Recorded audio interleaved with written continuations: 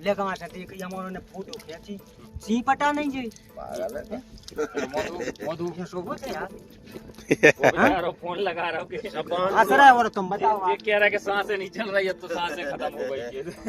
अरे पोस्टमार्टम की तैयारी कर रहा इनकी।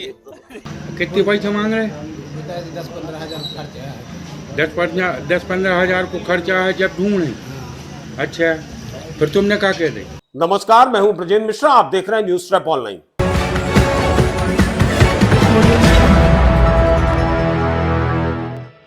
हम आपको दो बहुत शानदार खबर दिखा रहे हैं। पहली खबर ऐसे सरपंच की जिसका पोस्टमार्टम होते होते बच गया। पोस्टमार्टम के पहले वो एकदम से जिंदा हो गया। वो कहने लगा, अरे साहब मैं जिंदा हूं, मैं मरा नहीं हूं, मैं भूत नहीं हूं, मैं सरपंच हूं। और दूसरी खबर हम दिखाएंगे कि चाची को लेकर भाग गया सगा भतीजा। पति देखता रहा और भतीजे ने खेल कर दिया। और इस मामले में जब पीड़ित परेशान पति पुलिस के पास पहुंचा तो पुलिस ने शर्त रख दी कि पहले 10 से 15 हजार रुपए खर्च करो, तब हम तुम्हारी पत्नी यानी चाची को ढूंढने की कोशिश करेंगे और ढूंढ कर लाएंगे। हम दोनों खबर आपको विस्तार से दिखाते हैं। आइए शुरू करते हैं। पहली खबर जो बेहद दिलचस्प है, यह सरपंच ये बाल बाल बच गया, वरना इसका तो पोस्टमार्टम तय था। यदि ये समय रहते जिंदा नहीं होता, इसको होश नहीं आता, तो इसके अंग प्रत्यंग कट चुके थे, पोस्टमार्टम हो चुका था। दरअसल मामला यह था कि यह सरपंच एक नाले के किनारे ऐसे डला था जैसे कोई लावारिश लाश या शव होती है। किसी भी तरह की शरीर में कोई हलचल नहीं थी और कीचड़ से यह लथपथ डला था। आने जाने वाले लोगों की नजर पड़ी तो इसके शरीर में कोई हलचल नहीं थी, तो वहां लोगों ने समझा कि ये कोई लावारिश लाश डली हुई है। लोगों ने पुलिस को सूचित किया, पुलिस भी आई और पुलिस ने भी ये मान लिया कि ये कोई लाश पड़ी है। तो जैसा कि पुलिस तो छूती नहीं है लाश को, तो उसने सबसे पहले शव वाहन बुलवा लिया। और शव वाहन आने के बाद जब इस कथित लाश को, कथित शव को उठाने लगे तो अचानक यह सरपंच जागृत हो गया। यह हड़बड़ा गया और खड़ा हो गया। जैसे ही यह खड़ा हुआ तो पुलिस वाले भी हक्का बक्का रह गए। पुलिस वाले कहने लगे, अरे तू तो जिंदा है। तो वो जोर से चिल्लाता है वो सरपंच, अरे मैं जिंदा हूं, मैं मरा नहीं हूं, मैंने शराब पी ली थी, थोड़ी सी जो पी ली थी, लेकिन कुछ ज्यादा हो गई थी।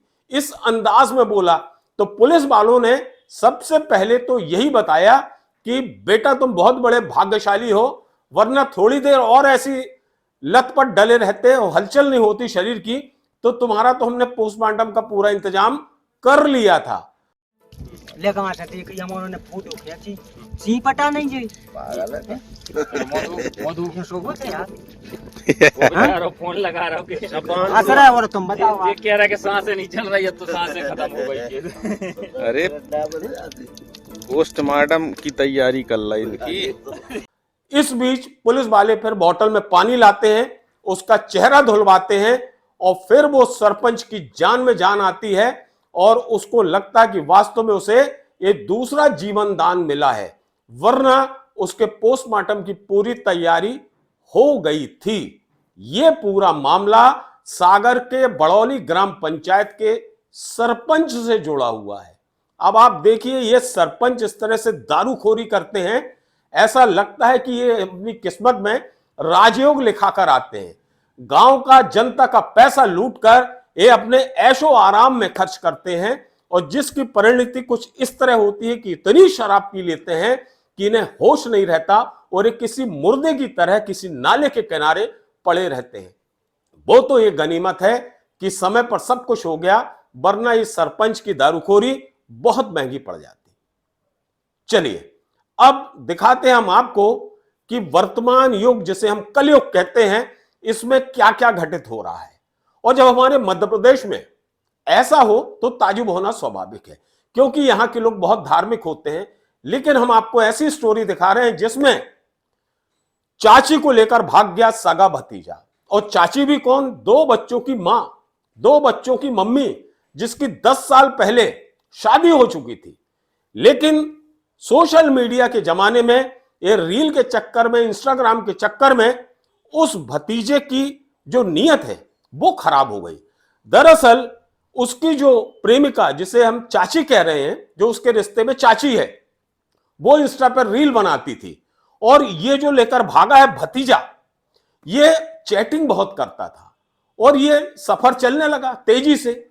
और जैसे जैसे ये रील बनाने का क्रम और भतीजे का चैटिंग का क्रम चला तो भतीजे और चाची में प्रगाढ़ संबंध बनते गए। पति, चूंकि इनका ये जो पति है ये बहुत सीधा साधा सरल है, इसने ध्यान नहीं दिया कि ये क्या हो रहा। लेकिन साहब, मोहब्बत की चाशनी में लिपटी ये दास्तान बड़ी अजीबोगरीब है। इसने तमाम संबंधों को तार तार कर दिया। गुपचुप तरीके से चाची और भतीजे में इश्क हो गया और इश्क इतना परवान चढ़ गया कि वो जो भतीजा है वो चाची को लेकर, 2 बच्चों की मां को लेकर भाग गया। अब आप सोचिए उस पीड़ित पति की क्या स्थिति होगी। पीड़ित पति का नाम राजेश पटेल है और जो भागी है उसकी पत्नी, जो भतीजे की चाची है, उसका नाम है देवकी पटेल। राजेश पटेल और देवकी पटेल की शादी 10 साल पहले हुई थी, जिससे 2 बच्चे हैं। देखिए आप, गोद में बच्चा है। लेकिन इस महिला को अपने इश्क में, अपने लव में, अपने मोहब्बत में जरा भी शर्म नहीं आई।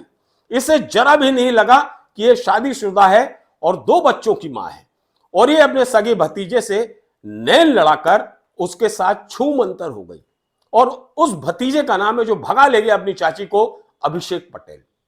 ये पूरा मामला सागर का है। अब आप देखिए, जो बेचारा पीड़ित पति, जब उसकी पत्नी भाग जाती है तो फिर ये थाने पहुंचता है और थाने में एफआईआर दर्ज कराने के साथ साथ निवेदन करता है कि मेरी पत्नी को ढूंढ कर ला दो। तो सागर की पुलिस सीधा सीधा मुंह फाड़ देती है कि 10 से 15 हजार रुपए लगेंगे। राजेश पटेल से यह कहा जाता है कि 10 से 15 हजार रुपए खर्चे की आप व्यवस्था कर लो, तब हम तुम्हारी पत्नी को ढूंढेंगे, वरना हम नहीं जानते। अब इस राजेश पटेल का कहना है कि मेरे पास तो पैसे नहीं है, मैं कहां से 10 से 15 हजार रुपए दूं। तो पुलिस उसकी पत्नी गुमशुदगी की रिपोर्ट और पत्नी को ढूंढने के लिए 10 से 15 हजार रुपए उससे मांग रही है। जरा आप सुनिए उसका दर्द। कितने बच्चे? 2 बच्चे। 2 बच्चे।